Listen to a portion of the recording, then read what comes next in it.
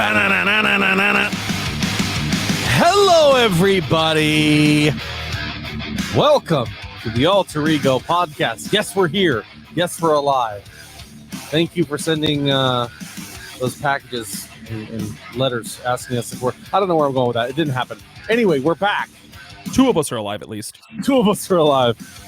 Our good friend Nello went to the Bucks-Eagles game last night. He's a big Bucks fan, guys. So if you know Nello, you know he is super happy today. Send him congratulations for the Bucks on Instagram, Facebook, wherever. If you know Nello, you know he'll love it. Anyway, today it's your boy Jack hosting the wonderful Alter Ego podcast with Mr. Ryno. How's the Great White North? It's freezing cold. Today it was a high of -4. A high of -4. Yeah. Well, that sucks. How was your weekend, buddy? Oh, my weekend was fantastic. Bunch of football, great football. Yep, great football. Other than great football, I just kind of like sat around and vegetated. I watched all of Echo this weekend. Was it good? So here's the problem.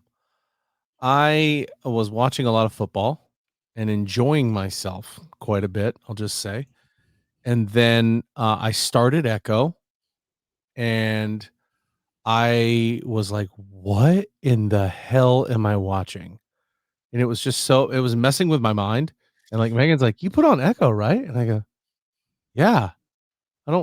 What is this? It's wild. You got to watch it. I do have some. So, well, I have a feeling we're not going to get Ryan to watch Echo. So I'll just say it has really good parts and really terrible parts. I think just the character in general and the budgets for Disney really, really, really hurt this show. But there's two things that I'm going to say. One character that makes a cameo, they show brilliantly, and it looks so good. And that's Daredevil. Daredevil shows up, and they did Daredevil so much justice. I loved it. And then they show, obviously Kingpin's a big part of it. My biggest thing, I'm gonna throw this out there real quick and see what you think of it. My biggest thing about the show so far is if you're, as the MCU, if you're gonna do a show, put the same effort into every show. Loki was done brilliantly. Right. Both seasons, I think season 1 and 2 are the two best seasons of television the MCU has produced. Right. And they are. Other than WandaVision, nothing's gotten that great production value. Well, Falcon and Winter Soldier had excellent production value too. But it feels like on some of these other series where the characters themselves could have been very important. Hawkeye, for instance, that particular series, even though it was pretty good, could have been far better. She-Hulk could have been exponentially better. Yeah. And it did not put the same focus and attention and budget into these other shows as you did the Lokis and the WandaVisions, and I don't like that. I could do a watch party with Echo and just kind of go through things that I love and hate. There are so many times where there's a show and somebody keeps, and it's typically a thing with bad shows, where characters that don't deserve as much love as they're getting get. Does that make sense? Yeah, it does. It does. Like, why? Here's the thing. I've known Kingpin since I was knee high to a grasshopper. That dude is out for number one. He's out for Kingpin. So when he shows all this love and attention to somebody, he's like, I need you, Maya. Why do you need a deaf amputee who's a decent fighter? Yeah. What do you need her for? Like, no offense. She's a great character. There's depth there, but stop playing it out like she's this grandiose character that the Kingpin can't live without, because we know it's not true. And when you say decent fighter, there's actually a scene, because I did see the opening portion of the first episode. You could tell the quality of fighter that she actually is in that opening sequence. And listen, it's meh. But I want to say this, for what she's got going on, being an actual amputee who is an actual deaf person, that's phenomenal. I love the woman herself. Yeah, I have no gripes about her physically as an actor. I think she does a great job. I think she's limited in some capacity. And in terms of her emotional range.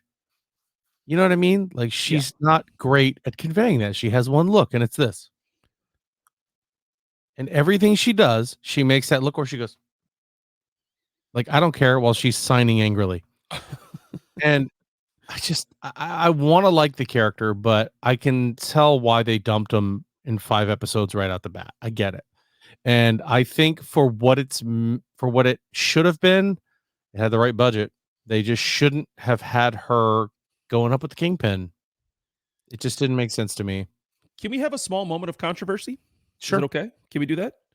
It depends Did on the we context. did we really need a deaf woman to play a deaf woman though?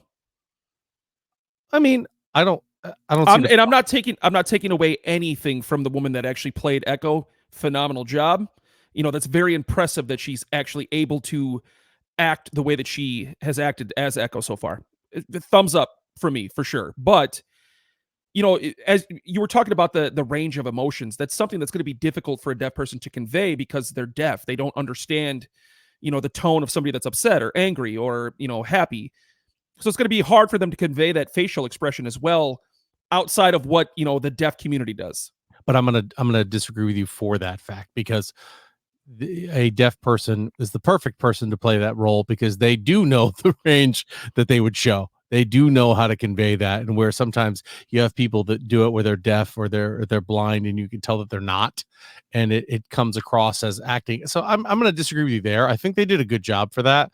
I just think the stakes are wrong.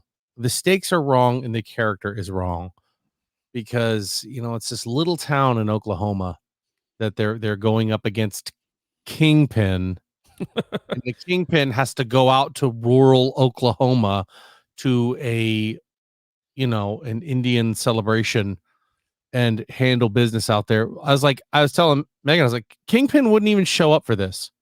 Yeah. He would send somebody else. Out He of would all be of the people that Kingpin has at his disposal, he's right. personally not going to leave the city of New York to go anywhere. Doesn't have to. No No. reason to leave. And that was another thing too. It's just like all these characters that they try to make important to you. I was like, I don't care. I don't care about this person. And that was the thing. It was like, I mean, we can go full depth, but I don't want to go too much into it. I liked a lot of the things. Daredevil was portrayed perfectly. Kingpin is just continually shit on in the MCU in the way that they show him. He, in my opinion, needed to dominate the show. If he was going to show up, Maya needed to lose. Everybody around her needed to lose. People needed to die, and they just don't. It's just Well, like, if they're trying to set Kingpin up as the street level Thanos, yeah, eventually somebody's going to have to lose because that's exactly what we got from Thanos. We had multiple people lose against Thanos. here's the thing. That's exactly correct. But that's my point. Is like you want to call him Thanos. Thanos didn't get beat until the very end of the last movie he was in. He was Yeah. never beat. His record was undefeated. Nobody showed up and got the upper hand on Thanos ever. And Kingpin has never gotten the upper hand since Yeah. he's been in these shows. I mean, one time when he was going against Daredevil and trying to go for the mayor of New York, did that happen? Which, by the way, I'm going to jump right into that. Daredevil comics, Luke Cage, Jessica Jones, Iron Fist. No Iron Fist. No, bad.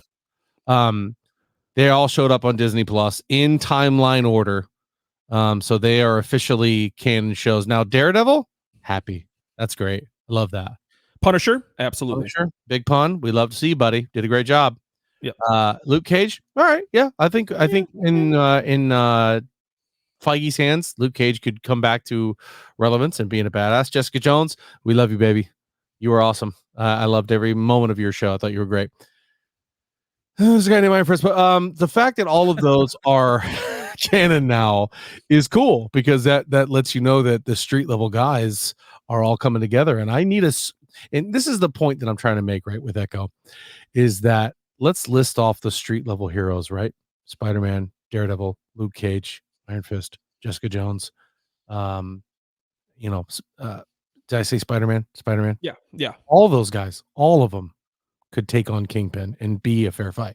because of Kingpin's resources and the people that he calls in and the obstacles they all have to go through, not just publicly, but politically and all of that. Kingpin Yep. is very hard to deal with. Yeah. And that's where, like, when Echo is getting the upper hand, I'm like, I don't take this guy seriously. He's just a rich dude. Yeah. He's a less successful Justin Hammer, which is embarrassing for the Kingpin to be that. If they are going to make him the Thanos of the street level Right. MCU, you gotta make him what he actually is. In the comic books, he's ruthless and he's powerful. I mean, he's fought Captain America. Right.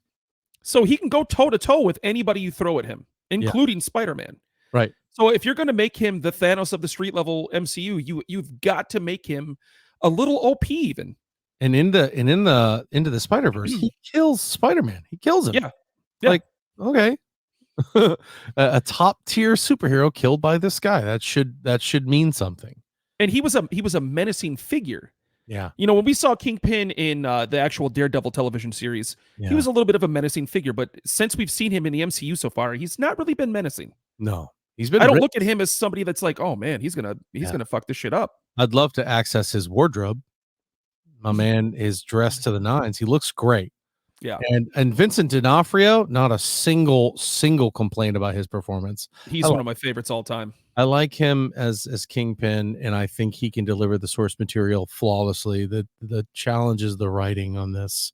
Yeah. Like, the writers just must not know what they're dealing with. I don't know. Anyway. And that all boils down to what we were talking about a couple minutes ago is put the same production level and value into these other shows that you do the top tier names. Yeah, I agree.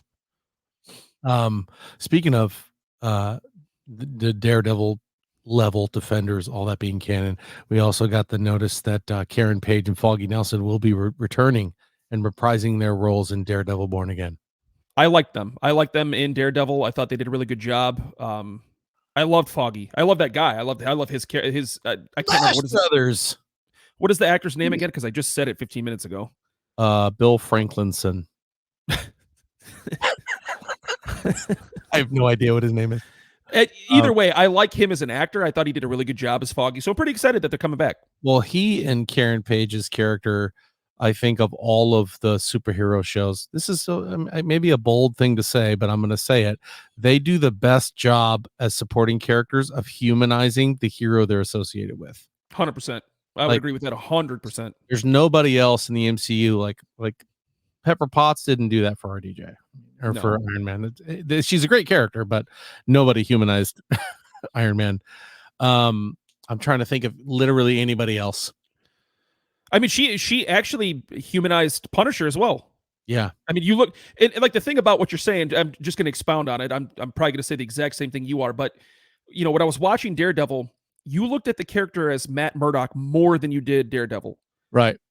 And when you know, back to your comment about RDJ, you always looked at him as Iron Man. Yeah. Rarely did you look at him as Tony Stark. Yep. So you're 100% right. They humanized the character they were with, and you looked at that character as their actual human persona, not their superhero persona. Right, because they were believable friends and companions that were like, dude, stop doing this. Yeah. You know what I mean? Like, we love you enough to like try to help you, but you need to chill. Anyway, I'm happy they're coming back. That's a great move by Disney to bring those two back into the fold. But in other Marvel news, The Marvels is officially the MCU's lowest grossing film of all time. I still want to see it. I haven't had the opportunity. I'm waiting for it to come out on Disney Plus. I'm still very excited to see it, to be honest with you. I'm gonna give it the college try. You know, it's the MCU, so I walk into every movie from the MCU with open arms. But I have unfortunately not really read a whole lot of positivity about that movie. And I think this is all having to do with Brie Larson. People just don't dig her. They don't like Brie Larson. They don't like her energy. They don't like the way I like Brie Larson as Captain Marvel. I didn't have a problem with her. I didn't either. That's why I was about to say I don't get it. But I know a lot of people who have seen this movie and like, it's just her. I'm like, okay. I mean, I'm going to give her a shot because I enjoy Brie Larson, but we'll see. You know, the one thing that I've seen probably most commonly when it comes to reviewing this movie is that it went too fast. Everything was thrown together way too quickly. which is kind of par for the course for what Marvel's done lately. Is they just kind of vomit a movie out or a television show out, and you gotta put the pieces together yourself. It's like, nah, it's not what I should be doing. Yeah, and it's also advertising ruins some of these movies because they make Yeah. it out to just be like, "Oh, higher, further, faster. Here comes Captain Marvel. It's gonna be amazing." It's like, yeah, okay. If they were smart, they would only release minute teasers. Yeah, they would not give so much of these movies out. Because when you have a movie like the Avengers, like Infinity War and Endgame, I mean, even a 2.5 minute trailer came nowhere near giving you the full scope of the movie. But when you have a movie like the Marvels or Eternals or something like that, where it's only an hour and 50 minutes long, Yeah, you got every great scene in the trailer. What's the point of going to see the movie after that? And I think Ryan has talked about that several times. it's less is more. Less is more. Yeah. Give us less, that way we see more when we go to the movie. Anyway, congratulations to Jeremy Renner. That guy finally, after that big snowplow incident, is finally back acting a year later. Good for him. Good for him for sure. Very happy that press the wrong button. Oh, there it is. There it is. Look at there. Not the Google music. I'm very happy Renner's back. I want to see him join the street level guys, all of them. I really do. I don't want to see Renner, man. I don't want to see too much of Hawkeye in the galactic scheme anymore. I agree. He doesn't belong there. So good for him. Happy he's back. Haley Atwell, who plays Peggy Carter, says she wants a fan theory about Steve and Peggy's kids to be answered. Now, I saw the story. What's the fan theory? The fan theory is that when he went back in time, they had children. Oh. Yeah. That's it? Yeah. Okay. To me, when I see stuff like this, it's always like, oh, this actor just still wants to be a part of these projects and wants to explore more and continue to work and continue to be paid. And listen, that's not a knock on her. She was great in What If. She's great as Peggy Carter, but I'm just like, I don't really need this answered. Well, so listen, there is a small part of this that intrigues me quite a bit, though, because you could easily introduce two characters, because there's several different iterations of Captain America across Marvel Comics, and a lot of them had children. But the biggest storyline of his kids is he has a daughter and a son with Natasha Romanoff. Now, obviously, in the MCU, you can replace Natasha Romanoff with Peggy Carter, but you could introduce two adult characters right now, and they could be his children, and they could be a part of the Avengers if you wanted them to. And it would be two brand new characters that nobody really knows anything about. I don't see that happening. I don't disagree with you. And I think if they said, oh, well, here are these people that have been alive this whole time, unless it's one of those, Cap is messing with time situations. And I think that's what they're trying to go for, is like a time traveling Cap. I still think, first of all, we can't talk about any of this until we get Kang figured out. And real quick too, by the way, if you remember, the Peggy Carter that you see at the very end, where he's dancing with her in the house, right, isn't the only Peggy Carter he sees when he's going back in time.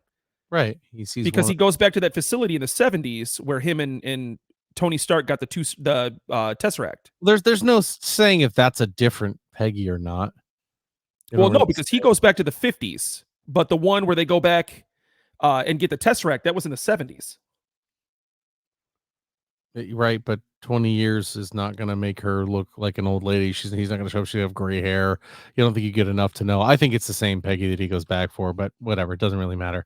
I still just, if you're going to do it, you got to do it right. Don't just throw characters at us and go, by the way, this is this person. They're super important. You should have known them the whole time. If they were there when Ultron was there, oh my gosh, let me tell you, annoys the shit out of me.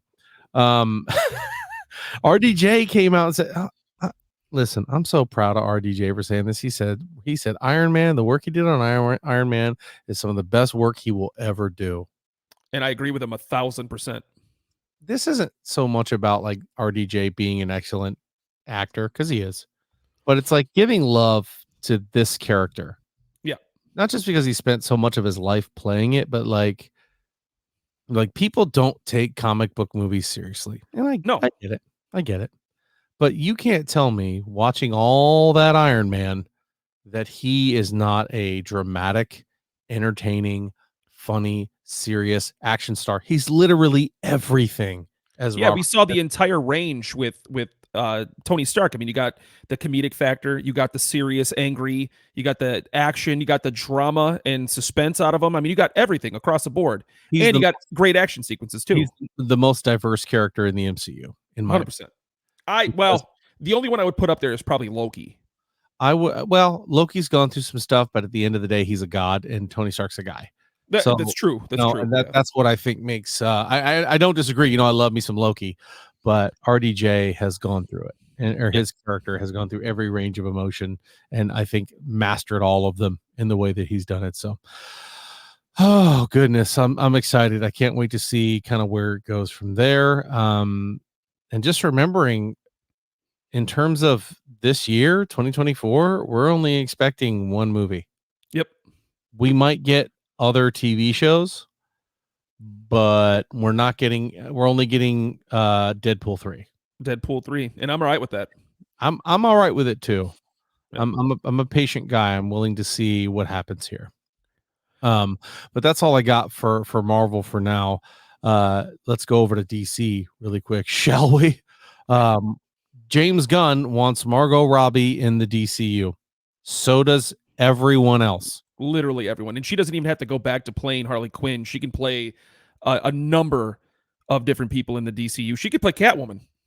Yeah, she could play anything that she wants, and not because of the reasons that Ryan would say if he was sitting here next to me. I think she is one of the best actresses in Hollywood. 100%. Without comics, I think she's a great range, and it's not like she's not just a good-looking person. She's a phenomenal actress. Great range. I think she does a good job. I would love to see her. And she said she's taking a break from acting so people don't get sick of her. Let me tell you something. Nobody's going to get sick of you, Margot. Nobody. Well, not only that, but the thing that I would tell people is let James Gunn knock on that door with a blank check from DCU. First of all, he doesn't have a blank check, but I get what you're saying. 100%. It's going to be in the millions of dollars. So yeah, because I think he's going to turn a lot of things around. But the thing is, they're not going to get tired of her. No. She sometimes, if people were going to get sick of her, is if she had the same problem that somebody like, I don't know, The Rock has, where it's the wrong role or it's the wrong writing. Like David Ayer's Suicide Squad, terrible movie. Her and Will Smith are kind of the only shining parts in that movie, and that's because those are two actors that can transcend their subject material, their subject matter. And by the way, I think there was a lot of them hoping that they would carry that movie when it came to casting those two people, and they did. But the problem is you can't outact a bad script. No, you can't. It doesn't matter who it is. They have so many great actors and actresses in that movie. Not Michael High White. What's his name? Jai Courtney. Who plays Captain Boomerang. He's great. Don't like him in that. Margot Robbie, Will Smith, Viola Davis. What's his name? Joel, the guy who plays Rick Flag. He's great. You have such a good cast. It should work. It just doesn't. And he's like, some of my people that have seen this movie, Suicide Squad, David Ayer has said it's the best comic book movie they've ever seen. Yeah? You show that to a lot of your friends, did you? Is that the only comic book they've ever read? Like, my comment was like, what a stupid thing to say.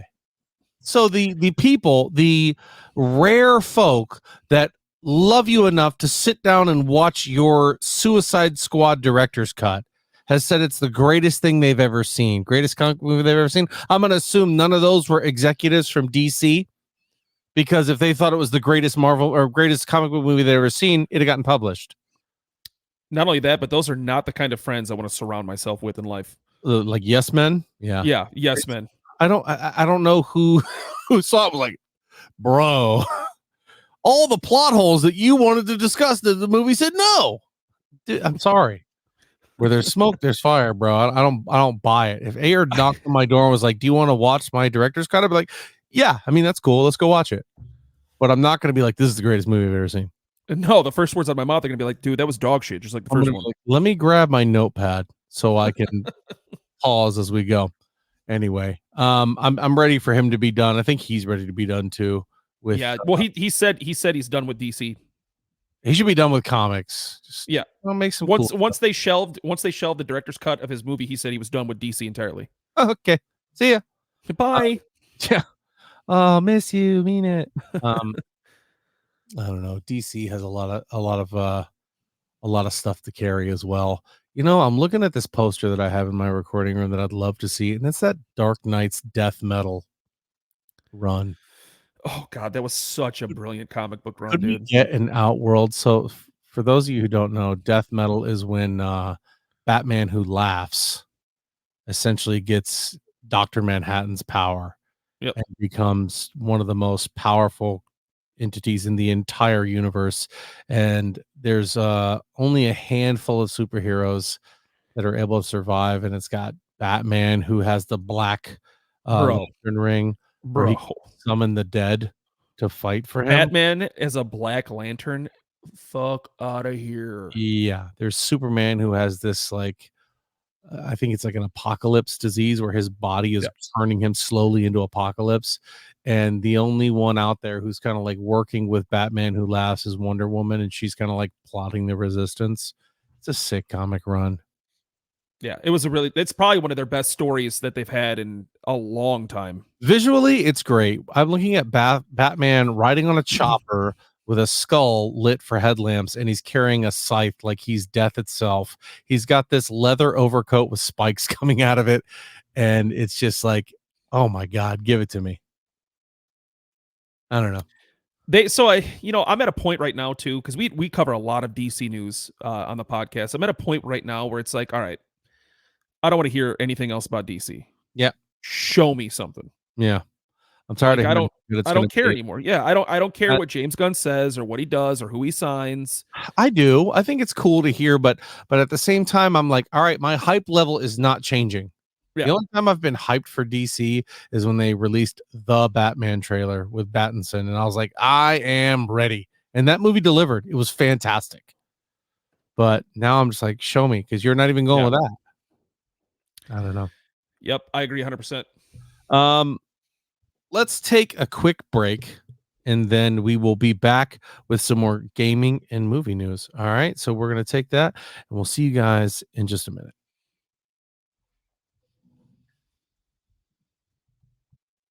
And we're back, baby. Here to talk about a little bit of that gaming news. Cyberpunk The Phantom Liberty passes 5 million players. You know, that game really rebounded big time from what was almost a disastrous opening weekend for them. Yeah. It's been I, pretty cool to see. I picked up the original game. Have you played it? Yep. Is it Yeah. good? It is pretty good. A little solo gamer. I don't notice. I think I've noticed some things and been like, is this a bug? There'll be a couple times where it struggles with what quest you're doing and you need to Sure. toggle it a little bit. But if that's my biggest complaint, gunplay's fun. The abilities are fun. I think I think I've barely touched the surface of what you can do in that game. But I mean, that is entirely a solo player game, right? There is yeah, no multiplayer for that? I believe so. Yeah. I haven't seen anything for multiplayer, but as far as I'm concerned, it's not wowing me. It's not the greatest game I've ever played. It's not boring to the point where I put it away. It's been compelling so far. So All right. we'll Maybe see. Is it a free download or did you have to buy it? No, I ended up buying it when it was on sale. All right. Yeah, but you know, we'll see. We'll see if it comes to fruition. But 5 million players. I don't have this DLC. I just got the regular base game because I. Oh yeah, that's the one with Idris Elba, right? Yeah. Yeah. Idris, but yeah. Okay. Jeez. 5 million players. He's a big fan of the show. I don't want you knocking him and saying his name wrong, and then he doesn't want to listen anymore. Chet, it's Idra. Idris. You idiot. Idris. Don't talk to me anymore. Who are you talking to? Me or Chet? Oh, Chet. I'm surprised you. Sorry for those not watching. Metal Gear Solid 3 remake appears to be September of 2024. Yep. Or no, The that's release. September. It's just 2024 window. That's cool. I don't know which one that is. I played one really good Snake game, whatever, Metal Gear. I played the very first one on the original PlayStation. That's my favorite thing. That was that one where like you had that rocket you could shoot out and then you could guide it around the map. Yes, there was one where you had this is one of my favorite uh things to ever do. You got in a sniper battle with somebody, and it was such a fun game. I don't want to say it was like Snake Eater. I don't know, but it was good. I'm interested. I mean, Metal Gear is one of those games that's been around forever. Yeah. He's almost as bad as the Doom guy or Halo. It's like, how is this guy still alive? How does Yeah. he have working knees? Um, you know.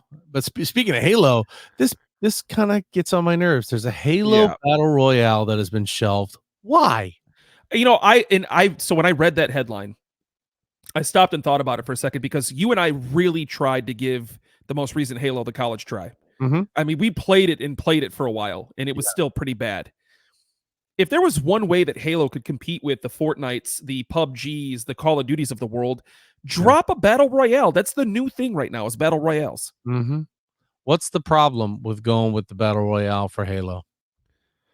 I mean, what do you have to lose? I mean, is it just too much in development? Are you not making enough money in Halo? Because as of right now, to me, Halo is not a relevant franchise. No, it's on life support right now. It can't have a crazy following. It really doesn't. Like You just have the diehards. That's it. I see more people that are diehard for Gears than are for Halo. Yeah.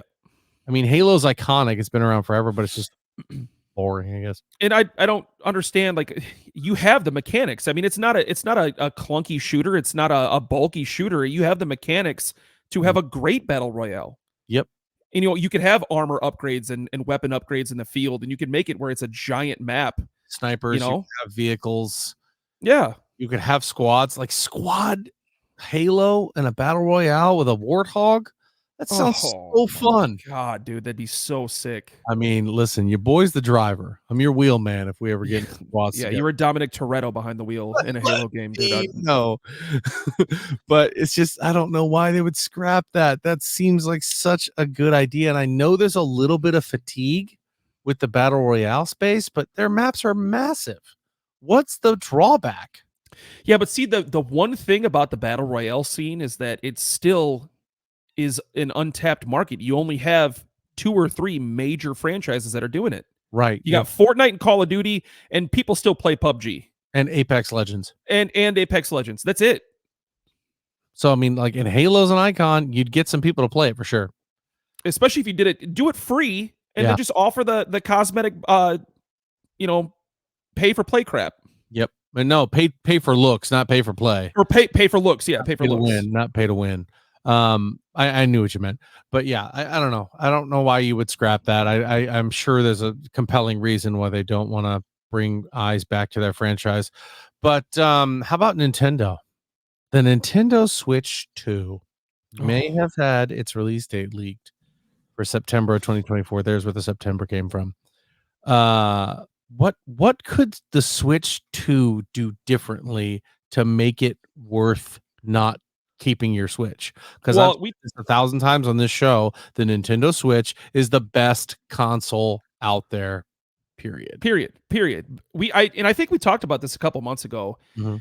And I had said that if they made the Switch 2, if they made the store much better than what it is, and B, if they made the user interface that's it for the console better. Like dude, it would be hard for me to put the Switch down at that point. Because I've said this 1,000 times. The Xbox has the best user interface out of any console ever made. By far. Ever made. I mean, that's the main reason why I chose Xbox over PlayStation. Now, I do have a PS5, right, but I play my PS5 probably 10 to 15% as much as I play my Xbox. Yep. So if they did that to the Switch 2, if the Switch 2 came out with a better user interface and a much larger store where I had access to, more of the classic OG Nintendo titles and I could get the brand new games too, it's over with. It's done. The hardware itself could be the exact same, and I would probably still buy it. Yeah, because we've spent so much. Here's like just a testament to how bad it is. We've played so many rounds of Mario Golf or whatever multiplayer games we wanted to, and been on Xbox Party in the background. Yeah, just so that we could communicate. It's the worst. I don't understand how you can't implement that into your system. Yeah. I mean, it's as simple as just party chat. Yep. and it's just one of those things that they haven't been able to get. So I have really high expectations for the Nintendo Switch 2, because if you're going to tell me it's better than the Switch right now, you have my attention. I don't know. They need to be careful with screen size though, because if they start making it any bigger than what the OLED is, I'm not buying that, because the OLED is massive in your hands, dude. It's like holding a small TV. I have no intentions of using it in a handheld capacity. The only time I've ever used the Switch in a handheld capacity was when I was on a plane. Yep. Or I Well, was that's what I do with mine. I bring mine on vacation too. right. Or if I was in a hotel, in which case, yeah, I'll break the Switch out. Let's go. Other than that, no need. Yep. No, I agree 100%. Even then, I still put it on the stand and use the controller. Give me better UI and give me better store, and then we'll start talking. But you're 100% right. The expectations are going to be not only high, but they're going to have to be met at almost every level for me to consider the two. Right. Because there's no need for me to move up as of right now. But let's go into movies and TV, shall we? Let's move on from that. I don't have anything else for gaming, I don't think, other than the fact that we picked up Overwatch 2 and started. Oh, can we actually, let's take a couple minutes real quick. Yeah, it deserves it. Because you and I have repeatedly said on the show, we've even given Ryan shit for seeing him online playing it. We've repeatedly called this game Overwatch 1.5, which it is. Trashed it, yeah. But whatever they've done to fix this game, it's officially worked. Yeah. Because we're addicted to this game again. Here's the problem: is we got so incredibly bored with Fortnite and a couple of other games that we just didn't want to cycle back through. Like Diablo's got a new season. I'm excited for that. I'm going to check 100%. That out for sure. But we threw on Overwatch. We're like, let's give it a shot. And it felt like the old Overwatch. I'm with you. I don't know what changes they made, but it has come back to being a relevant, fun game for me. And I feel so happy about that because of the hours and hours I poured into it. So for it to finally come back to some form of relevance, I don't know what they did, but thanks for doing it. 100%. Yeah, I'm glad that it's back and we've been checking it out again. So yes, back to movies and TV. According to Mark Wahlberg, Uncharted 2 has a finished script. The first movie sucked, Mark. It sucked. Well, not only that, who's clamoring for this? Who the fuck asked you, Mark?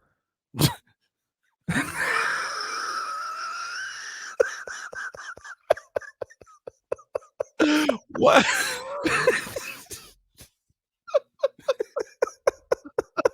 What? Why was there so much aggression? I hate hearing this shit from actors. Like, hey, by the way, Uncharted 2, we got a script done. Oh, you do?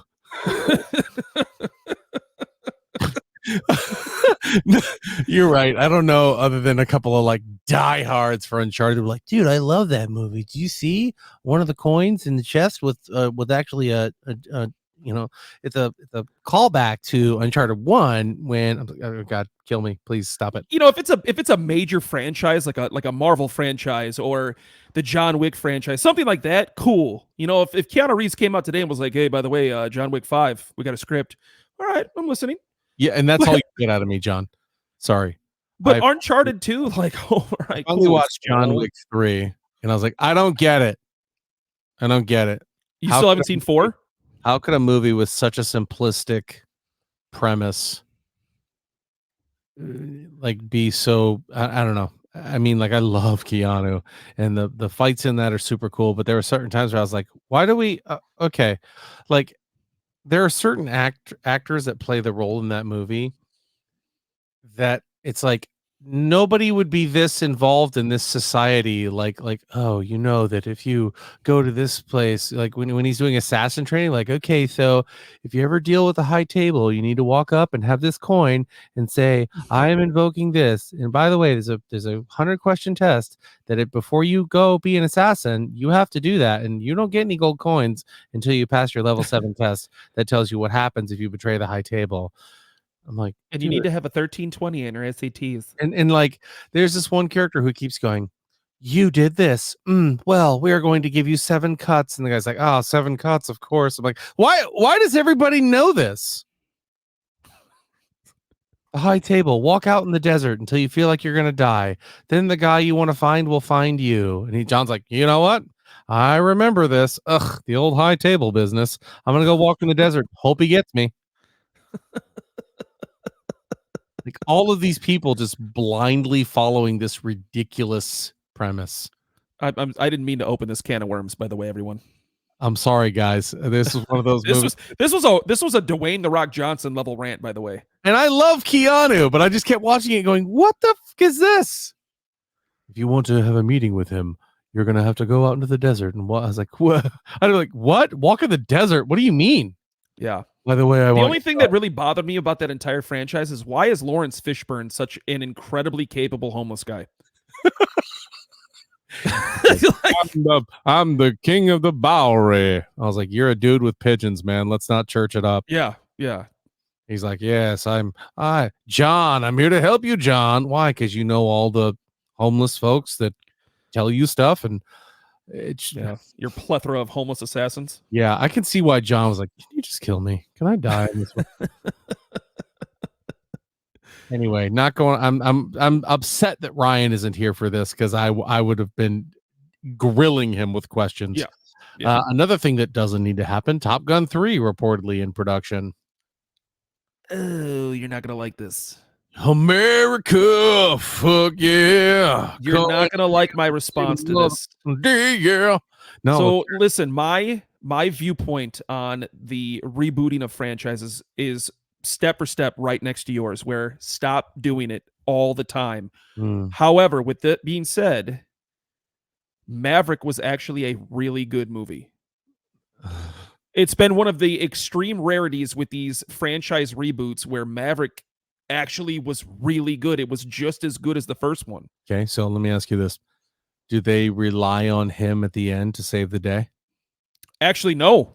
No, he's not in his. No, Miles Teller goes back and saves him, and then right as they're about to get that like home free point, they get another Russian jet behind them, and another dude comes and saves them. Saves both of them. Yeah. So actually, it wasn't Tom Cruise being godlike in the cockpit. He actually fucks up, and other people have to save his ass. Godlike in the cockpit. That's something we'd never think we'd hear on this show. That's my next album. Oh boy, we're gonna move right along from that. Nick Offerman wins an Emmy for the outstanding guest actor on The Last of Us, surprising nobody. But why is that? Why is that an award? Yeah, special guest actor. He was a supporting actor. For maybe it's because of the amount of episodes he's in. Or it could just be because he's a big name and he played a small role. I don't know, but that's a really weird category. I don't disagree with this. I thought their whole episode was fantastic. That's some of the best television I've ever seen in my life. Yeah, I don't know if I'm going that far, but it was damn good for sure. Offerman and the guy who he shared the scenes with, they were both just phenomenal. Yeah, Bill, yeah. But hey, so since that worked and everybody liked it, we're already talking about a spinoff. So we can watch their lives together. What they did on screen was not enough. We need more. HBO needs people to download their app more. So we're gonna get a spinoff. I don't understand why we can't just let great shit be great and just leave it alone. Yeah, I agree. It's just not. It's not in Hollywood's nature to do that. No, it's not. The creative element in Hollywood is almost extinct right now. Mm-hmm. I agree. It's all. It really is. It's all a lot of reboots. Yeah. Or when you do eventually get to something that's fantastic, like a Stranger Things, you drag it on until it's lifeless. Ooh, excuse me. Yeah. And it just then becomes exhausting. I still haven't seen the most recent season of The Witcher just because I know Henry Cavill's leaving. It's like I don't really care anymore. I don't want to watch it. Speaking of Stranger Things, Stranger Things season 5 has started production, not filming, just production. And apparently, Argyle never got a call for season 5. Devastated. Can't believe Devastated. Talk about a character that they really just put the pedal to the floor with and overdid by leaps and bounds. It's like at first, like his first 10 minutes on screen, it's like, oh, all right, cool. This guy's kind of funny. It's funny. Shut up already. Yeah, yeah. He's doing the thing again. Yep. Lawrence Fishburne. Speaking of Lawrence Fishburne, added to the Witcher season 4 cast. Speaking of things I probably won't watch, Witcher season 4. You know I what? haven't watched any of The Witcher. I might give Liam Hemsworth a shot. I might do that. I might watch the most recent season with Henry Cavill and then watch the next one just for Liam Hemsworth. It's you have to refresh my memory. Is it 3 that Hemsworth starts, or is it 4 that he starts? He's going to start in 4. Okay, so 3 is still Cavill. 3 is still Cavill, yes. Okay, all right. So I'm excited. Can't wait to see that. What was a couple things I want to talk about before that? Oh, Kingdom of the Planet of the Apes moved up to May 10th, 2020. I'm excited. I haven't seen this reboot of Kingdom or the Planet of the Apes. Wait, is this a reboot? I thought it was a sequel. No. This is a sequel, but the whole series is a reboot. It's not Charlton Heston's "Get Your Hands Off Me, You Damn Dirty." Oh, well, no, but I mean, some of these came out 10, 12 years ago, though. Still, this is the reboot of that series. Yeah, yes. I thought you meant they were rebooting from 12 years ago. No. That with John Lithgow and James Franco. Yeah. And oh my God, why is his name escaping me right now? He does the mocap for Caesar. Oh my gosh, what's his name? Somebody help me out there in internet land. Plays Gollum. He's in Andy Serkis. Thank you. Andy Serkis, yeah. Like that story from Rise of the Planet of the Apes to all the 2 movies after is some of the greatest filmmaking. I just love that series. Yeah. It's so incredibly good, and I will be one of the first in line to watch Kingdom of the Planet of the Apes. I think it's going to be awesome. Yeah, I agree 100%. Yeah, the way they showed it has been great. This movie has hit every single time. It's been a winner. Well, and the thing that I like the most about this franchise is that it didn't feel at any point in the sequels, the second and third one, it didn't feel like it was getting dragged out. It didn't feel like it was getting beaten to death. It didn't feel like it was something they were just redoing over and over. It was good quality filmmaking throughout all 3 movies. And I was a little sick of Koba at the end of the third one, but still, I think it's still a very, very good movie. Yeah. So I'm excited to see that for sure. Let's go on to okay. Guys, bear with me. I've already gone on a rant today, so I just giving you a fair warning. This is a Rock post. The Rock wants to become a dramatic actor. You know what? I saw this, and by the way, The Rock has made a resurgence on wrestling. He's gonna challenge Roman Reigns, who's been the champ now, like the undisputed champ for like 3 years, which is unheard of. Absolutely unheard of that kind of stuff happens in that industry. And The Rock is coming in to challenge him now. And I saw that and I said, good for The Rock. This is where he belongs. Yep. He needs to be in his roots right now and go back to something like that. Now, in terms of a dramatic actor, I don't think that's his problem. I think the roles he's choosing are obviously his problem because a guy who I don't think can act as well as The Rock in Dave Bautista, I think is 10 times the actor that The Rock is. Yeah, I think 100% he is. He may not be a draw like that, but Dave Bautista is going to get me to the theater 10 times out of 10 before The Rock will. And he is just, it's not being dramatic. Nobody's going to believe that The Rock is one of these super, super dramatic people because he's a larger than life personality. But, pick your pitches. Well, I think one thing that Bautista has benefited from too is a Rock fatigue. So there was a little bit of a leg up for him, and not to mention he did get thrown into the MCU universe, and that really helped him a lot too. He luck of the draw character. I mean, you want to talk about a guy that pretty much fell ass backwards into what ultimately became one of the most beloved characters in all of the MCU. Yeah. That helped him a lot, but he did also knock it out of the park. He did a very good job. It just wasn't something that he was like, all right, I'm Drax. And that's he was Drax. But his writing, the writing there, James Gunn, that really helps. 100%. But when it comes to the 2, I think you're absolutely right. I would 10 times out of 10 go pick a Dave Bautista movie over a Rock movie anymore. Mhm. Because it's the same. You get the same shit out of The Rock every single time. He's Every gonna time. have some.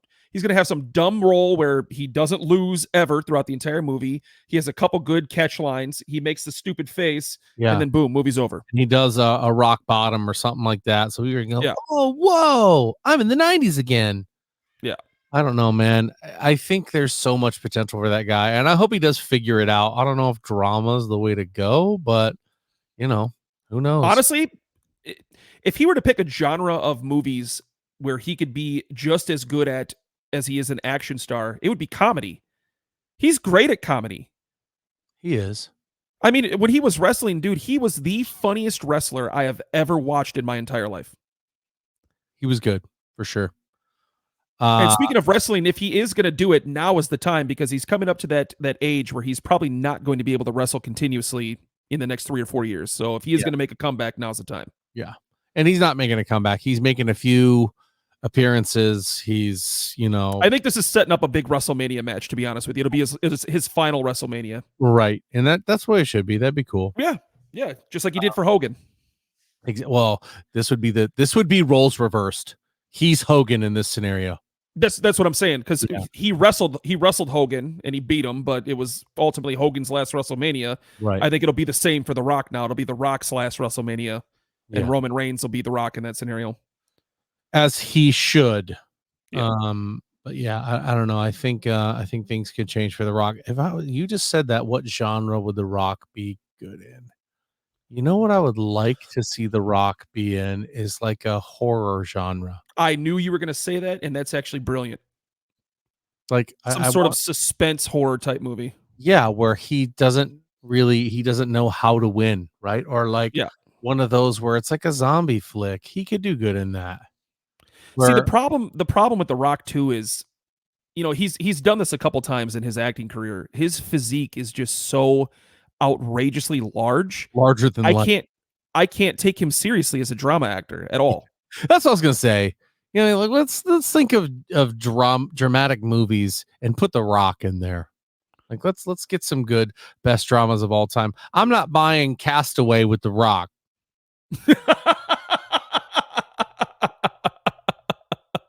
I mean, instead of the volleyball, he's gonna make friends with a protein can and sit out there on the island. Like I don't. The only drama that I could potentially buy him in is The Green Mile.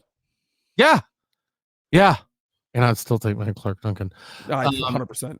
But like him in the movie, what was it? Oh, God, it was the old school like fighting game, Rampage. Him and Rampage.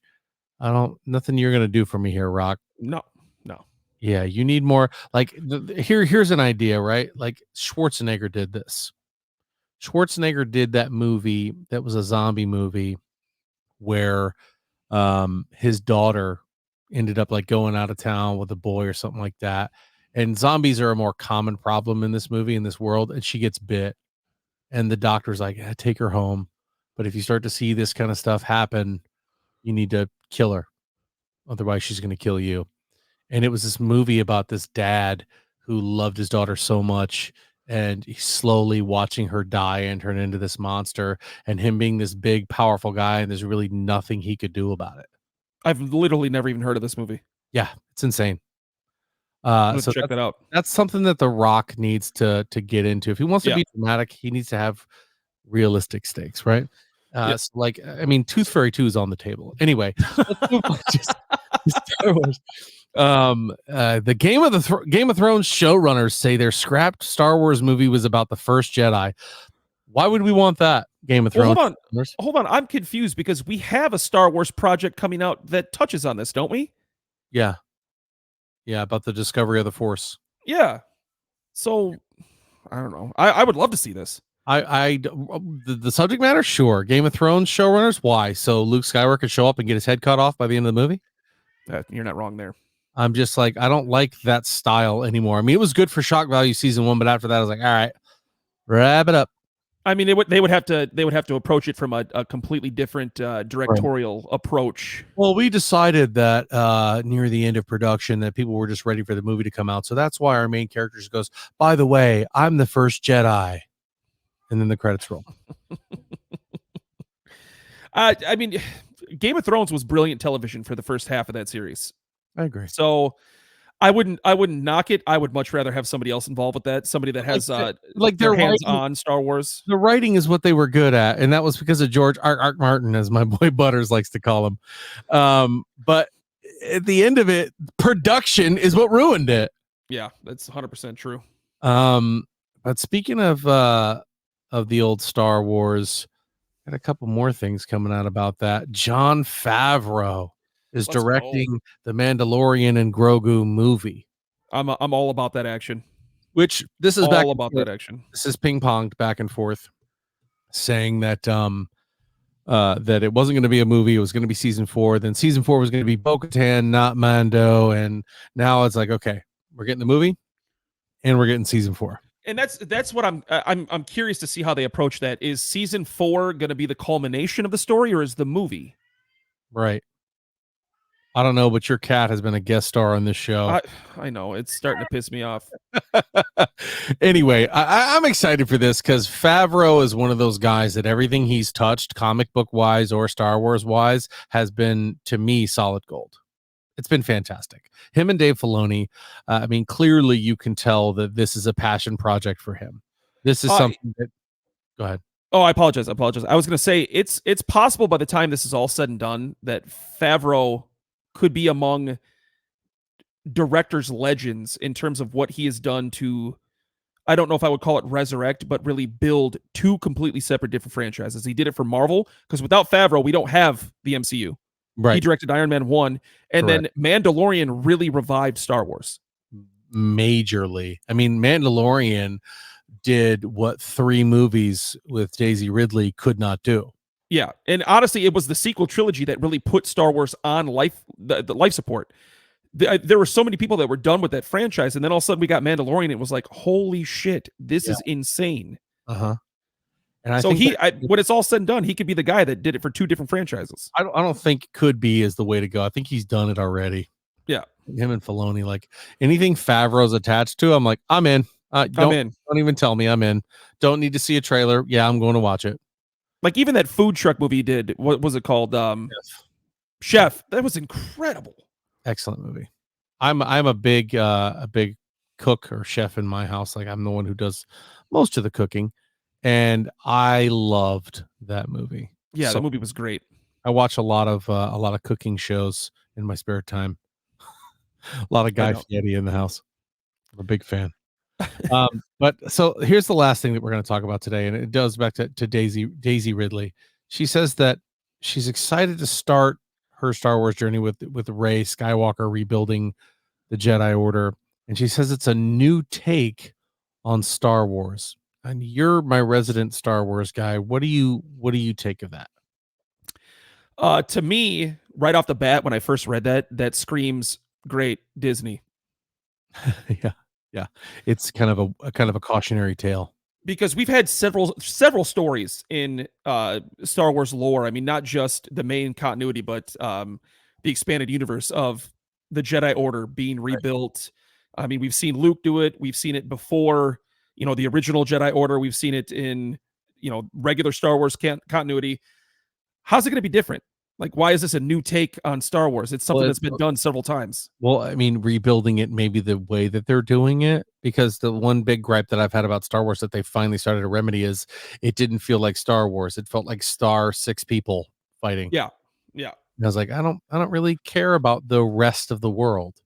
And then Rogue One comes out, and then Mando, and then Boba Fett gets his own series, and you start to see more and more of the galaxy, even though Boba Fett took place on Tatooine, but still. There's a lot of directions they can go with it that would be great. I just really hope Disney doesn't Disneyfy it. Well, that ship has sailed. You're going to get some marketable sidekick that they can. Of course, some little squishy character that they can make 1,000 different stuffed animals out of. That's fine. I'm at a point now where I'm just going to have to live with that. But my thing is this. If you were to ask me what would you want to see out of it, I'll answer it like that. What would I want to see out of it? I'm all about new ideas. I'm all about creativity with the Star Wars universe, going in directions that we haven't seen before, but don't take Star Wars and turn it into something that it's not. Mm-hmm. You know what I want out of Star Wars? I want a movie focused on a Sith Lord. I want a movie start to finish focusing on the bad guy. We're getting that. Which one is that? The Acolyte. The Acolyte is that story is being told from the Sith side of things, not the Jedi. Oh. Yeah. How compelling. I'm excited. I want to see all the Star Wars stuff that's coming out right now. I'm excited for Bad Batch season 3. There really isn't anything Star Wars is coming out with that I'm like, like everything. I'm like, all right, cool. When's it drop? You said this a long time ago, and I kind of brushed it off, not really buying it, but you were like, Star Wars could overtake Marvel. And I was like, okay. But that has fully come to fruition, in my opinion. Star Wars has had that thing lately where everything they've come out with, I'm like, all right, I'm in. I'll watch it. And excuse me. Honestly, one thing that's really going to probably put those wheels in motion a lot quicker than we thought it was going to be is everything that's going on with Jonathan Majors and whether or not they're going to stick with Kang or if they're officially going with Von Doom. The best thing. Let's do this right here. Let's leave on this. The best thing that you can do is keep Kang relevant. It's dumb. Kang. It's dumb. Why not? Right. Your whole story is built to this. Change his GD face and move on. I love Jonathan Majors, but he's not a big enough actor to where everything is ruined. Right. He's not. None of the stuff that he's done is irreplaceable. Not to mention, a variant doesn't have to look exactly like you. Look at Loki season 1. Every variant at the end of time was a completely different person. And look at Far From Home. Yeah. Ladies and gentlemen, that's going to do it for us here at the Alter Ego Podcast. Thanks for hanging with us. Ready to rock into this 2024 action. And we got some pretty cool stuff in the works for you. So we'll see you guys down the road. Thanks for hanging with us. See you next week. Oh, Nello, buddy, feel better. Go Bucks. I know you're excited. Go Pack. Yeah. All right. See y'all next week.